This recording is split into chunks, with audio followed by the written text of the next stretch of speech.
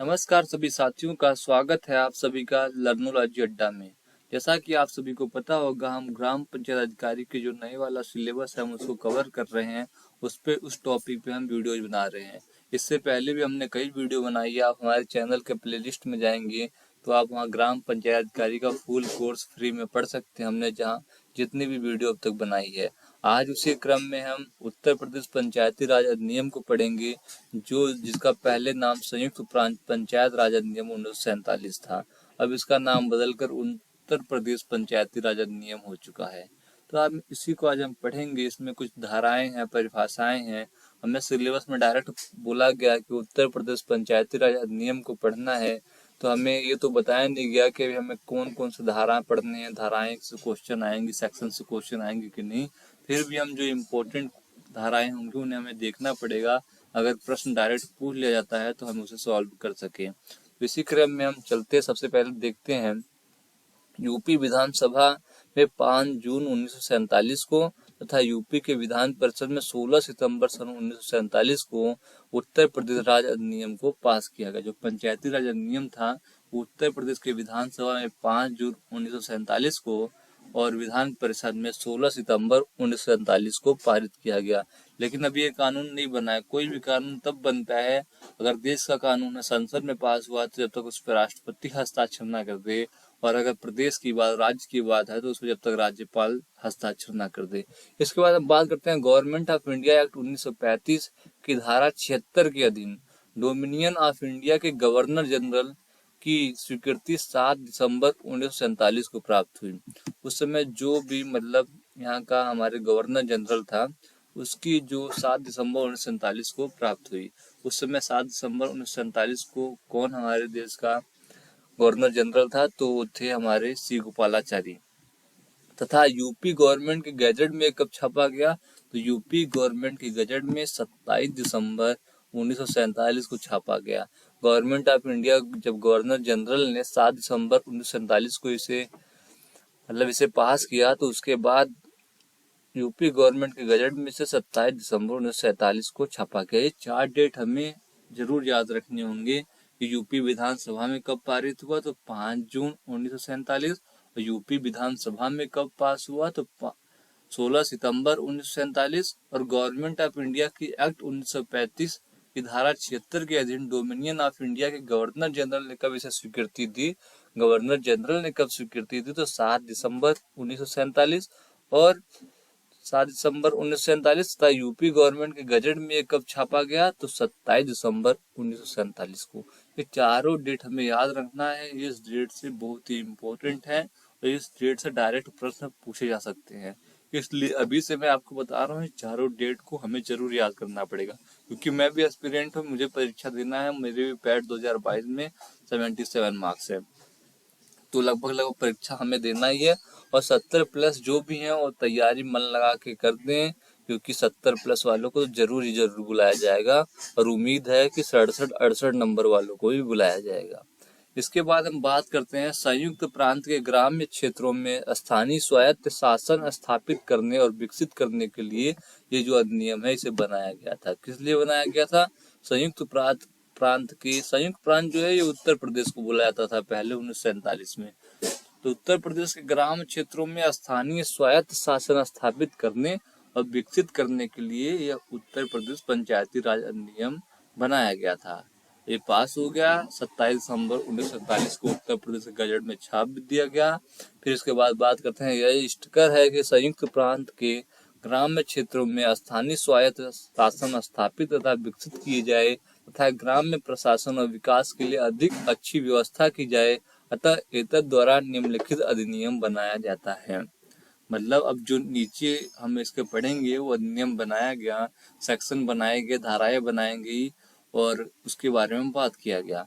तो चलिए हम देखते हैं। आपको डेट याद होंगे, 5 जून 1947, 16 सितंबर 1947, 7 दिसंबर 1947 और 27 दिसंबर 1947। चारों डेट याद कर लीजिए। इसके बाद हम चलते हैं अगले पेज पे। तो अगले पेज पे हम चलते हैं और देखते हैं उसमें क्या क्या धाराएं हैं, कैसे कैसे में पढ़ना है। अब सबसे पहले है अध्याय 1। अध्याय 1 है। अध्याय 1 में सबसे पहले अगर कोई भी अध्याय होगा, प्रारंभिक में हमें उसके कोई भी मतलब बुक होगी, लॉ की किताब होगी, सीआरपीसी होगा, आईपीसी होगा, वन अधिनियम होगा या कुछ भी होगा, तो जो धारा 1 होगा, सेक्शन 1 होगा, उसमें उसका संक्षिप्त नाम, विस्तार तथा प्रारंभ भी होगा। तो सेक्शन 1 में क्या है? संक्षिप्त नाम है, विस्तार तथा प्रारंभ है।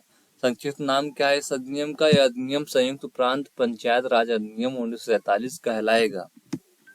क्या कहलाएगा? यह अधिनियम संयुक्त प्रांत पंचायत राज अधिनियम कहलाएगा, लेकिन अब इसमें संशोधन करके इसे उत्तर प्रदेश पंचायती राज अधिनियम कहा जाता है। इसके बाद हम बात करते हैं इसका विस्तार। इसका विस्तार संपूर्ण उत्तर प्रदेश पे, संपूर्ण उत्तर प्रदेश पे होगा, सिवाय उस क्षेत्र को छोड़ के। अब कौन कौन से क्षेत्र छोड़ने हैं ध्यान दीजिएगा। जो पालिका अधिनियम, नगर पालिका होते हैं शहरी क्षेत्र, उनको छोड़ना है हमें। म्यूनिसिपैलिटी एक्ट, जो म्यूनिसिपैलिटी वाला है जगह है, उसे छोड़ना है। उसके अलावा हमें नोटिफाइड एरिया छोड़ना है और कैंटोनमेंट एरिया छोड़ना है। इनके अलावा जो भी एरिया होंगे, और नगर पंचायत छोटे छोटे एरिया में बनाए जाते हैं, उनको छेड़कर जो भी गांव से संबंधित होगा, ग्रामीण इलाका होगा, वो संपूर्ण उत्तर प्रदेश में जहां भी होगा उस पे ये एक्ट लागू होगा। इसके बाद हमने पढ़ लिया संक्षिप्त नाम इसका क्या है और विस्तार क्या है। अब इसका हम प्रारंभ देखते हैं। तो इसका प्रारंभ कैसे होगा हम देखते हैं, इसे समझते हैं। यह तुरंत प्रवृत्त होगा, मतलब जब 27 दिसंबर को ये गजट छापा गया, उसके बाद ही देखिए यहाँ लिखा हुआ है, यह तुरंत पवित्र होगा, मतलब तुरंत एक्शन में एक्ट लागू हो गया। तुरंत एक्ट लागू हो गया ये 27 दिसंबर 1947 से ही पूरे उत्तर प्रदेश के जो भी ग्रामीण क्षेत्र में, उसमें तुरंत ही लागू कर दिया गया। हमने इसका विस्तार देखा, संक्षिप्त नाम देखा और कब लागू हुआ ये देखा। इसके बाद हम बात करते हैं परिभाषाएं। सेक्शन 2 जो भी होता है, धारा 2 जो भी होता है किसी भी एक्ट का, उसमें परिभाषाएं दी जाती हैं। जितने भी शब्द इस्तेमाल किए जाएंगे पूरे अधिनियम में, उनके परिभाषाएं बताई जाएंगी सेक्शन 2 में। सेक्शन 2 में परिभाषाएं बताई गई हैं, कई चीजों की परिभाषाएं बताई गई, जैसे न्याय पंचायत, प्रौढ़ एडल्ट कौन है, पिछड़ा वर्ग कौन है, दांडिक कार्यवाही मंडल, सब का परिभाषा बताया गया है। तो आज हम देखते हैं सेक्शन 2 को, परिभाषाओं को समझेंगे और उनके सेक्शन को याद करेंगे। परिभाषाओं की फला, जैसे एडल्ट का कौन सा सेक्शन है, हमें लगभग ये याद करना पड़ेगा, थोड़ा सा मेहनत करना पड़ेगा। परिभाषाओं को याद करने के लिए, उनके सेक्शन को याद करने के लिए। तो चलिए देखते हैं सेक्शन क्या है। सबसे पहला सेक्शन है न्याय पंचायत का। किसका सेक्शन है? तो न्याय पंचायत का। न्याय पंचायत का सेक्शन है 2 क। सेक्शन 2 क किसका है? तो न्याय पंचायत का। डायरेक्ट आपको याद रखना है सेक्शन 2 क न्याय पंचायत। न्याय पंचायत से तात्पर्य धारा 42 के अधीन स्थापित की गई न्याय पंचायत से है और उसका बेंच भी शामिल है। तो हमें डायरेक्ट धारा याद करनी है। सेक्शन 2 क अगर पूछा जाए, सेक्शन 2 क में क्या है? तो न्याय पंचायत है। सेक्शन 2 ख में क्या है? तो प्रौढ़ मतलब एडल्ट किसे बोला गया है इस धारा में? एडल्ट उसे बोला गया है जिसने 21 वर्ष की आयु प्राप्त कर ली हो। पंचायती राज अधिनियम में एडल्ट उसे बोला गया है जिसने 21 वर्ष की आयु प्राप्त कर ली हो, मतलब उसे एडल्ट नहीं बोला गया है जो 18 साल का है। यहाँ एडल्ट की परिभाषा 21 दी गई है। 21 वर्ष में पंचायत के चुनाव लड़ सकते हैं और उसी को इन्होंने एडल्ट माना है। उसके बाद हम बात करते हैं सेक्शन 2 के ख में पिछड़े वर्ग की परिभाषा दी गई है। पिछड़े वर्ग की परिभाषा जो भी हो, हमें सीधा याद रखना है। 2 ख में पिछड़ा वर्ग है, 2 ख में एडल्ट है, 2 क में न्याय पंचायत है। उसके बाद सेक्शन 2 ग में दांडिक कार्रवाई, क्रिमिनल केस से संबंधित बातें की गई हैं और 2 घ में मंडल सर्कल से बात की गई है। मंडल से तात्पर्य ऐसे क्षेत्र से है जिसके भीतर कोई न्याय पंचायत धारा 42 के अधीन अपने अधिकार क्षेत्र जूरिस्डिक्शन का प्रयोग करे। मंडल है, सर्कल है ये।